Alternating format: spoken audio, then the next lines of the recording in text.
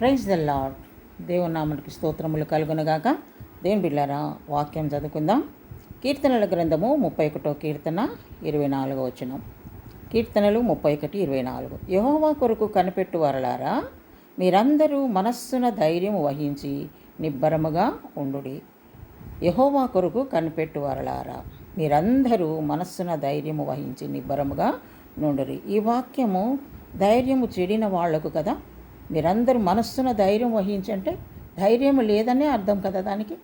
దేవుని బిడ్డలారా, మరి పరిస్థితులు ఏ విధంగా ఉంటున్నాయో, దేవుని కొరకు ఎదురు చూస్తూ దేవుని రాకడ కొరకు సిద్ధపడుతున్నటువంటి సమయములో నీ హృదయాన్ని సైతానుడు ఎన్నో రకాలుగా కలవర పెడుతుండవచ్చు. నీ కుటుంబంలో కానీ, నీ మనసులో కానీ ఏదో ఒక అలజడి నీ జీవితంలో రేగి ఉండవచ్చు. కానీ దేవుని వాక్యం సెలవిస్తుంది, దేవుని కొరకు కనిపెట్టుకొని ఉన్న వారులారా, మీ మనస్సున్న ధైర్యము వహించుడి. ధైర్యం కలిగి ఉండాలంట.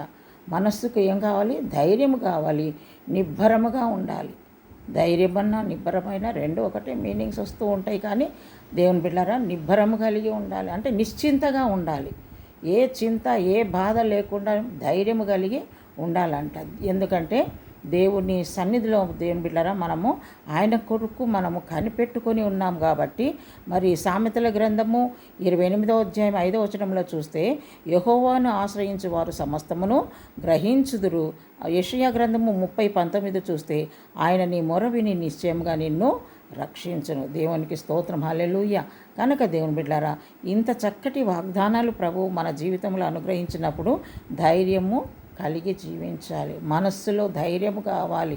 ఎటువంటి పరిస్థితి వచ్చినా ధైర్యంగా మనం ఎదుర్కోగలిగేటువంటి పరిస్థితిలో మనము ఉండాలి. ధైర్యము కలిగి నిబ్బరముగా లేదా నిశ్చింతగా మనము మరి ఉండవలసినటువంటి వారమై ఉంటున్నాం. కాబట్టి మరి దేవుని కొరకు ఎదురు చూస్తూ మరి ధైర్యము కలిగి ప్రభువులు ముందుకు సాగుటకు దేవుడు మనకు మీకందరికీ సహాయం చేయనుగాక. దేవుడి కొద్ది మాటలు మన ఆత్మలకై దీవించనుగాక. ప్రార్థించుకుందాం. ప్రభువా, నీకు వందనాలు.